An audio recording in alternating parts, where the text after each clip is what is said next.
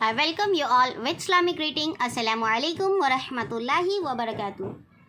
Now we know that what is the meaning of valency. To donate or acceptance of electrons are called as valency.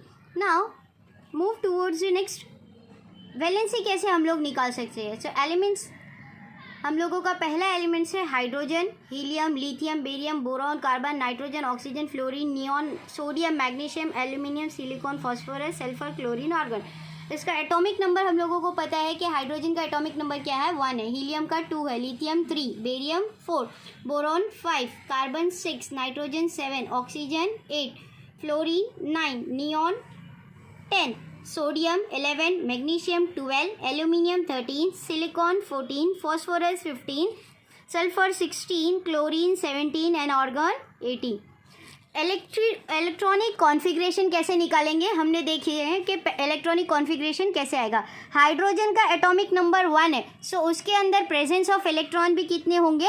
1. सो उसका electronic configuration क्या आ जाएगा? 1. Helium का atomic number क्या है? 2 है, सो उसके पहले ऑर्बिट में कितने इलेक्ट्रॉन की टेंडेंसी है? तो इलेक्ट्रॉन की टेंडेंसी वो कितने की है?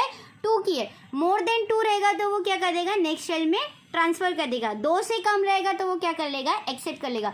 सो हाइड्रोजन का इलेक्ट्रॉनिक कॉन्फ़िगरेशन क्या आ गया? 1. हीलियम का इलेक्ट्रॉनिक कॉन्फ़िगरेशन क्या आ गया? 2. लिथियम का अगर इलेक्ट्रॉनिक कॉन्फ़िगरेशन देखा जाए तो पहले शेल में कितने इलेक्ट्रॉन्स होंगे? 2 इलेक्ट्रॉन्स. सेकेंड शेल में कितने इलेक्ट्रॉन्स हो जाएंगे? 1 इलेक्ट्रॉन्स. 2,1. बेरियम की अगर बात की जाए तो पहले शेल में 2 इलेक्ट्रॉन्स, सेकेंड शेल में रिमेनिंग 2 इलेक्ट्रॉन्स. अगर बोरॉन को देखा जाए सो फर्स्ट शेल में 2 इलेक्ट्रॉन, सेकेंड शेल में 3 इलेक्ट्रॉन. 2,3 5 इलेक्ट्रॉन्स. पहले शेल में 2 इलेक्ट्रॉन, सेकेंड शेल की जो टेंडेंसी है वो कितने की है? 8 की है. तो पहले शेल में 2 इलेक्ट्रॉन, सेकेंड शेल में वो कितने इलेक्ट्रॉन्स ले सकता है? तो 8. 8 से कम रहेंगे तो चलेंगे, 8 से ज़्यादा रहेंगे तो नहीं चलेगा. सो सेकेंड शेल में कितने इलेक्ट्रॉन? 1 इलेक्ट्रॉन. सेकेंड शेल में बेरियम के कितने इलेक्ट्रॉन? 3 इलेक्ट्रॉन. कार्बन में देखा जाए तो 2,4. नाइट्रोजन की अगर बात की जाए तो 2,5. ऑक्सीजन देखा जाए तो 2,6. फ्लोरीन 2,7. नियॉन 2,8.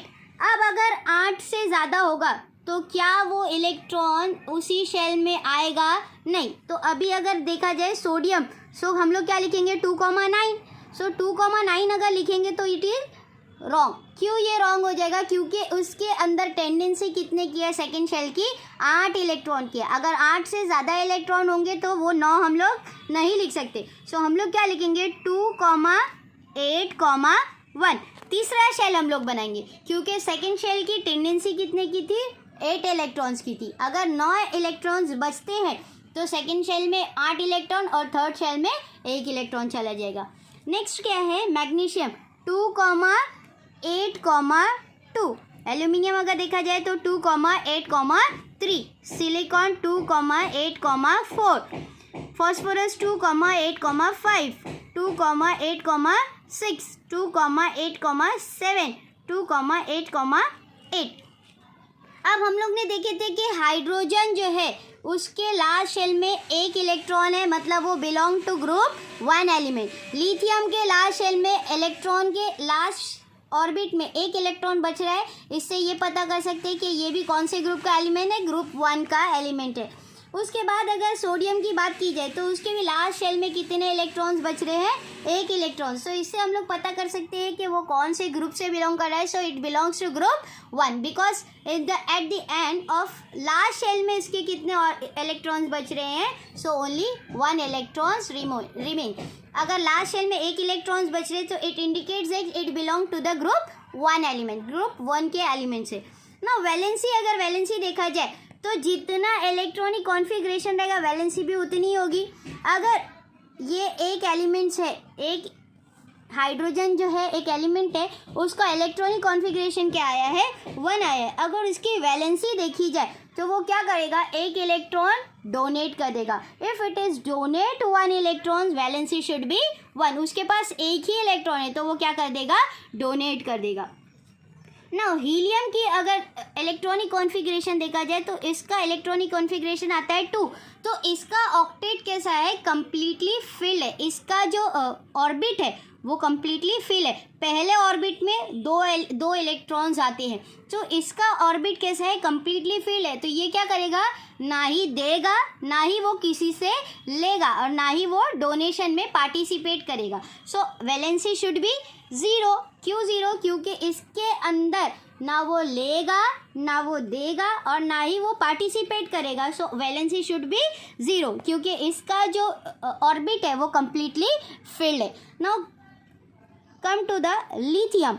उसका अगर वैलेंसी देखा जाए तो इसके लास्ट शेल में कितने इलेक्ट्रॉन्स है, 1 इलेक्ट्रॉन। तो वो 1 इलेक्ट्रॉन क्या कर देगा, डोनेट कर देगा। इसके लास्ट शेल में कितने इलेक्ट्रॉन्स है, 2 इलेक्ट्रॉन। सो 2 इलेक्ट्रॉन्स डोनेट करेगा। लास्ट शेल में कितने इलेक्ट्रॉन्स है, 3 इलेक्ट्रॉन्स है। वो 3 इलेक्ट्रॉन्स क्या करेगा, डोनेट कर देगा। 4 इलेक्ट्रॉन है, 4 क्या करेगा, डोनेट कर देगा।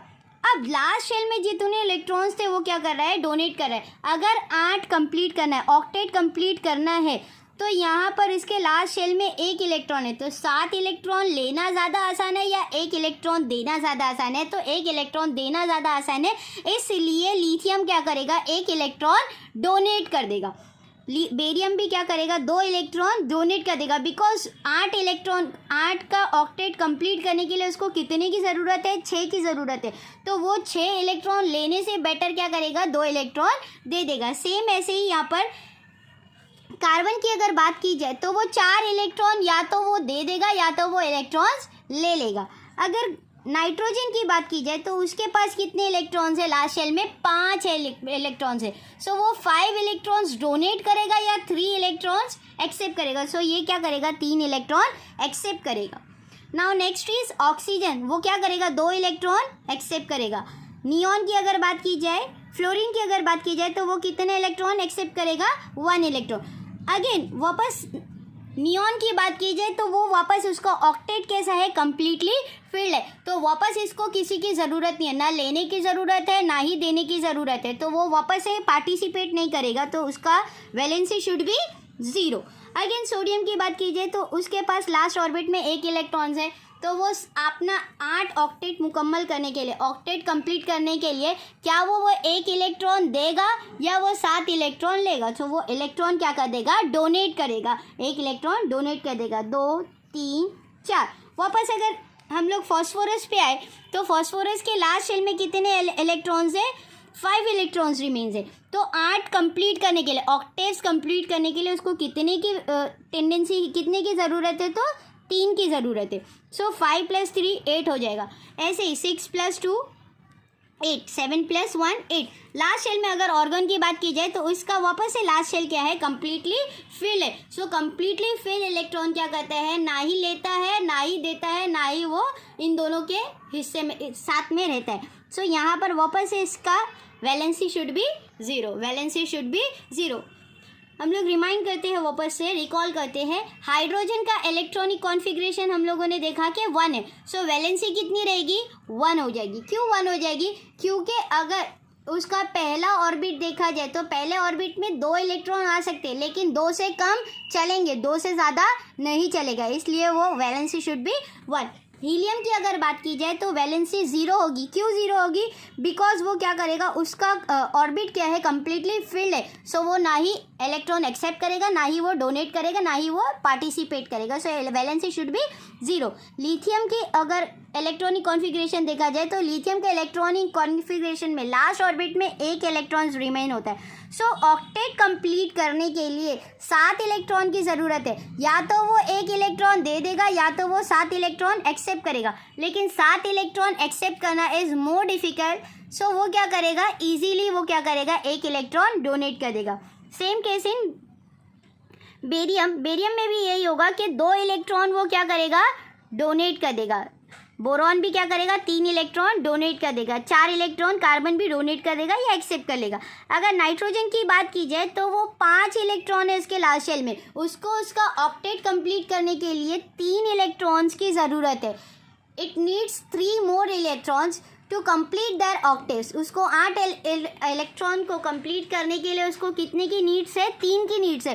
तो वो as compare to donation of 5 electrons वो 3 इलेक्ट्रॉन क्या करेगा, एक्सेप्ट करना कंपलसरी सोचेगा। सो वो 5 इलेक्ट्रॉन्स डोनेट करने के बदले क्या करेगा, 3 इलेक्ट्रॉन एक्सेप्ट करेगा। Same case in oxygen, oxygen के भी लास्ट शेल में 6 इलेक्ट्रॉन्स रिमेन्स होते हैं। सो वो क्या करेगा कि 2 इलेक्ट्रॉन्स ले लेगा as compare to donation of 6 electron.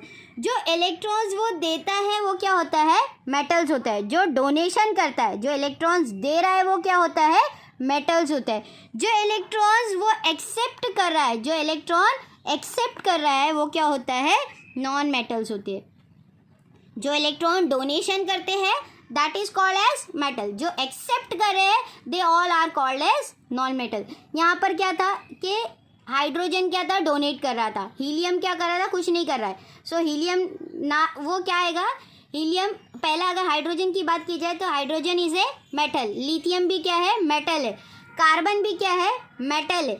अगर नाइट्रोजन की बात की जाए तो वो क्या कर रहा है, एक्सेप्ट कर रहा है। सो जो एक्सेप्टेंस रहता है, जो एक्सेप्ट करने वाला रहता है, जो ले रहा रहता है वो क्या रहता है, नॉन मेटल्स रहता है। जो दे रहा है वो मेटल, जो ले रहा है वो नॉन मेटल्स होते हैं।